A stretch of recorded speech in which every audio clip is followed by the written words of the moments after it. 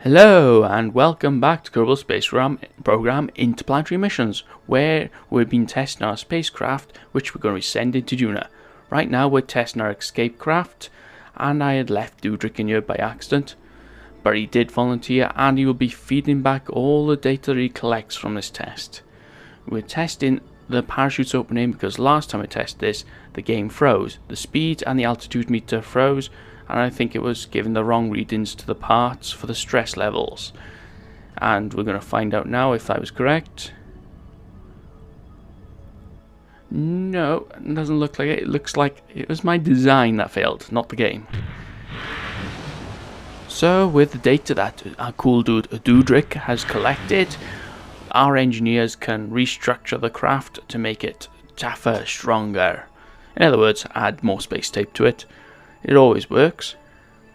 So here we are retesting now, coming down.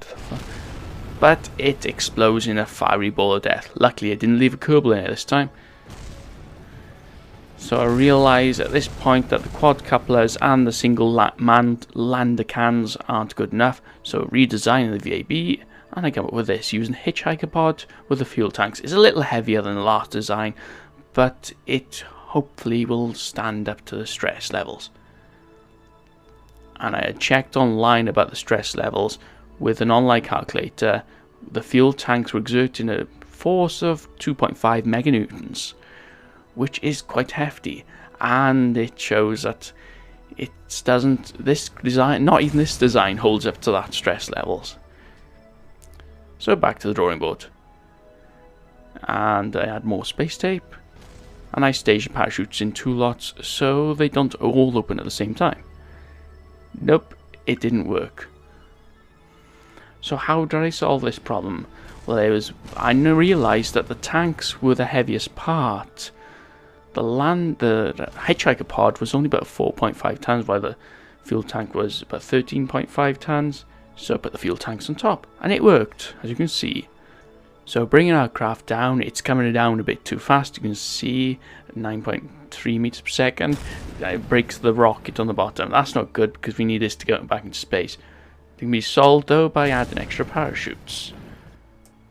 Okay, now that we've tested the landing of the escape craft, we're testing the landing of the Duna transfer stage. The Duna transfer stage will get the Kerbals to Duna and back.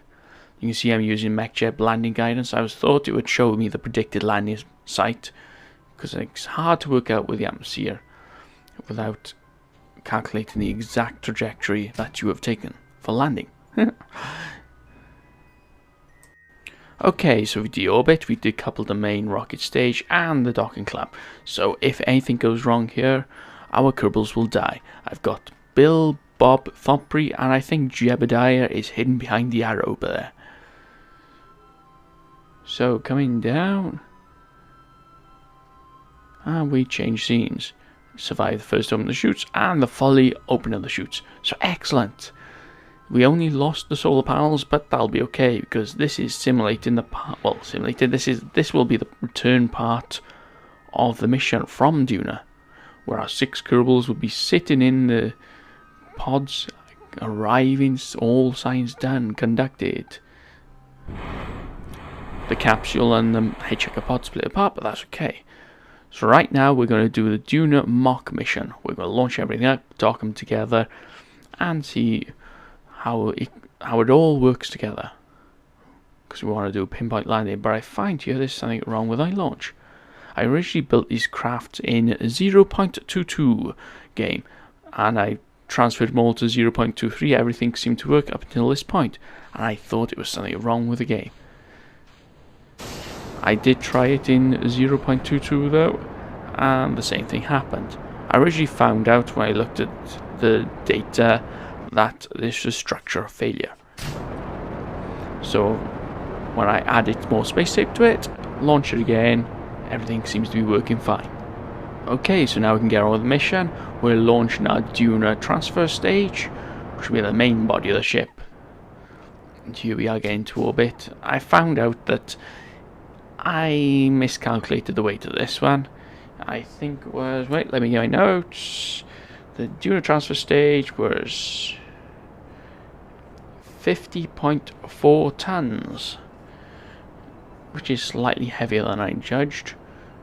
That is due to all the fuel for the transfer stage. So I had to use some of the fuel within the transfer stage to get a 120 kilometer orbit. The idea being that I'll be 120 kilometer orbit, I'll get all the other crafts to 80 kilometer orbit, and they can all catch up with the transfer stage, rendezvous and dock. So here I am, setting up my orbit burn. I switch the lights on and they start flickering. I can't remember if it was just this ship which suffered with the lights flickering, but not sure. Anyway, we'll find out in the rest of the video. So, getting into orbit here. I've altered the design from the last video, where I've now got a docking port on the front of this so I can attach a fuel tank, because I don't think we'll have enough Delta V otherwise. So here we are, aligning our two spacecraft, the Duna base and the transfer stage. Duna base will dock behind the transfer stage. So 3, 2, 1, launch. Gotta get the timing right. And here we are, the orbit burn, but things still don't go to plan. I stage prematurely. I was meant to cut the engine stage. The main orbit part would deorbit. So here I trying to save it. Trying to get the orbit right. But we ran out of fuel by here, and I found it would take too long to get the rendezvous alignment. So here we are, getting into orbit again after another launch. De-stage, that'll deorbit. I can get this into an 80 kilometer orbit. And we're good and dandy. I can set up our rendezvous boon, which we've just done by there. And we have the docking. Simples. Ooh, we don't want to hit those engines with each other. So we'll line it up so it looks symmetrical. And come in for a docking. This docking alignment tool, by the way, is an excellent add-on. I suggest it for anyone who wants to do some docking or build space stations or anything similar. Now we have the escape craft. The escape craft will dock behind the Duna base, which was showing here. Yes, I'm doing short orbits. I don't think you want to watch all the launches. If you do, let me know in the comments. And dock. We now have 3 spacecraft docked: the transfer stage, the Duna base, and the escape craft. All we need now is the rover, and we can test the pinpoint landing of this. Oh yes, I almost forgot. At the rear of the spacecraft, I've got the orbit stage of the escape craft, which needs to be deorbit. So here am I. This turns really, really slowly. And yes, you see the flickering lights. It bugs me after a while. Okay, lined so the rockets will fire retrograde. It doesn't go under 20 kilometers or 25 kilometers, so I follow it down to make sure it disappears off the map. Okay, so we have lined up the rover and we'll launch it. This time I got 3 Kerbals in here, Thomprey, Bob and Dudrick, and they will be taking our rover up. Then we can go ahead and test the pinpoint landing of the 3 craft. So here we are at our rendezvous, and I'm going to stage the orbit stage off because it is blocking the docking port behind it, and we need to get that. Yep, that's the orbit. So it seems to have pushed us away from the station, and I only have RCS, so this takes a little bit longer than all the other dockings. Okay, so we're coming up now for our approach. Docking isn't easy, not when you first start it. So if you're going to dock, as I say, get the alignment tool. It makes things a lot easier. But However, if you plan to use all stock, knocked mic, sorry.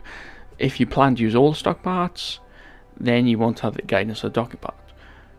So, approach from behind is the best thing I suggest. No, scrap that. Not dock from behind. Have your docking ports pointing polewards if you're in equatorial orbit, because if you have a spacecraft following behind in an equator orbit, sorry, then you're going to be drifting back and forth in front of each other, or it'll seem that way. Unless your spacecraft are rotating slowly with the orbit, then you will slowly drift your alignment off, if you get that. And the docking alignment tool is an excellent mod. As you can see, the green arrow, the green crosshairs is the position of your ship relation to the docking port you have targeted. In other words, right, left, up, down, so you have to get that center. The big circle is your orientation, whether you're pointing directly towards it. And then you've got your prograde vector, showing which way your ship is thrusting towards, and you need to get all the three center. You do have the one up the top as well, which shows if your ship is the right way up compared to the other ship. Say if you've got wheels, you can line all the wheels so they're all on the bottom when you land. Anyway, we have the docking. This is our entire Duna ship with Duna rover, escape craft, base, and the transfer stage. So, success in the building of the ship. Anyway, we still have to get our Kerbals out into the transfer stage, because we know that's safe to return to the surface of Kerbal. And we're going to test the Duna rover, base, and transfer stage pinpoint landing. Pinpoint landing, I think NASA have become very good at doing pinpoint landings within 100 kilometers range, but I don't think they have tried to do multiple craft landing in one area. Okay, so now we've got Bob over into the transfer stage. Now it's Thompri's turn. And last but not least, Dudrick, the cool dude who tested our our escape craft landing. So while we're trying to get him in there, what's our plan? We are going to decouple all three, the Duna craft, the Duna rover, Duna base, and the escape craft, and we'll deal with it. But first, let's admire our spacecraft to get some screenshots for the evidence. Because if this doesn't work, we may not rebuild it. We'll probably lose our funding from the Kerbal Science Foundation. Okay, here I'm aligning it so the rover is pointing upwards.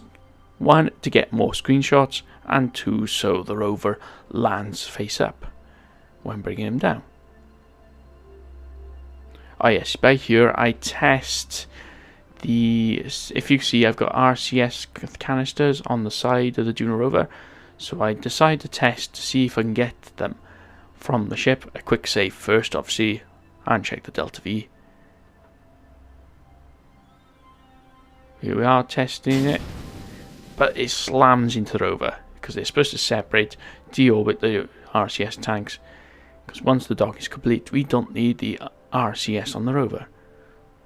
So I did save and reload. And a quick cinematic. Not that good, no, I didn't use GoCam for that. Oh yes, I forgot, I've got one more Kerbal left in the ship, and he's in the Duna base. Bill Kerman, what you doing in there? You don't want to die testing all this? We'll do all this remotely controlled from the Duna transfer stage. That's why I've installed MacLeod on all our rockets. So there you go, I've dedocked it. Let's thrust the transfer stage away from it, and you see it is going really slow. I'm not sure if my computer was trying to update at the same time, or if we've got so many parts here, it is going absolutely slow. You have to excuse my voice, I've got a bit of a cold. Now our ships are apart, we can pick our landing site, which is a relatively flat plane, at least I hope it does. No, I'm not going to land on the arrow, I'm using it as a rough guide. And when we get our maneuver node up, you can see that it's showing our predicted landing site. At least we now know roughly where our spacecraft will land. Okay, with our deorbit maneuver set up, let's align our spacecraft and burn on the maneuver node. Difficult part here will be to keep all the spacecraft close enough together, otherwise if the craft drifts too far apart, they will disappear from the point of view of the craft that I'm controlling. Okay, first here, let's do a quick test burn. This is to make sure the time of the burn is correct, yep. And then we can do the proper burn on the correct timing from the node. Okay, here I'm not sure if the predicted landing site will alter when I delete the maneuver node, so we're going to try and burn as close as possible with this maneuver node. That will ensure that we land at almost the exact spot and land on the flattest planes. Okay, that burn is done. Right, here we are coming down, we've entered the atmosphere. I have to decouple these engines. If I do it later on, then they may crash into the ship, so I hit the bottom of the wheels of the rover, you can see, but no damage done. Excellent. Should be plain sailing all the way from here, hopefully, fingers crossed. Line our craft so the rover will land wheels down. Test our gear. Everything seems to be working. We're ready for landing. Quick check of our landing site, see if it's changing when we're entering the atmosphere. And let's decouple the RCS tanks from the rover, since the transfer stage is on the way. Now we're keeping an eye on our ship, make sure nothing rips off while we're re-entering the atmosphere. See, everything seems to be good. We're using a lot of RCS to try and keep our angle in the atmosphere. And we're coming down fine and dandy. Come on, survive, survive. Alright, at this altitude, I decide, let's get the land legs out and undock all the spacecraft. Get all the chutes out. So I don't have to worry about staging the chutes if they drift too far apart. Okay, here remember I forgot to put extra parachutes on the Duna escape craft, so we have to use some of the fuel from this. In reality, we won't be using that during the mission because we need all the fuel in there so we have enough delta V to get up into orbit. Everything survived the open the chutes. RCS doesn't seem to be slowing our escape craft down that much, so main engines will have to be used. And perfect landing. Duna rover's going to land now. Two of the front wheels of the Duna rover damaged, we'll see that in a minute. And the Duna base is down. Let's deploy the panels. Do you know what? I think this landing is a success. Yes! We're ready to go to Duna. All we need is extra parachutes for all our craft to make sure they land at a reasonable speed on Duna. Don't forget the atmosphere is thinner on Duna. You can see in the background I'm trying to use the autopilot for the rover, but no, it doesn't seem to work. I'll only use it to limit the speed of the rover. But what was I talking about? Oh yes, parachutes. We need to land at a safe speed on Duna. The gravity is lower, so we'll come down at lesser gravitational speed, but we won't have enough atmosphere to slow down as quick as you could on Duna. So adding extra parachutes will give us that. Here I'm checking to make sure that all the landing legs survived. But next episode we'll get all our ships up into orbit, redock them together, build and dock a fuel supply onto the front of our Duna transfer stage, and everything will be fine and dandy, and we can go on our way to Duna and conduct our mission. I'm Markpaulpable, thank you for watching, enjoy conducting science, until next time.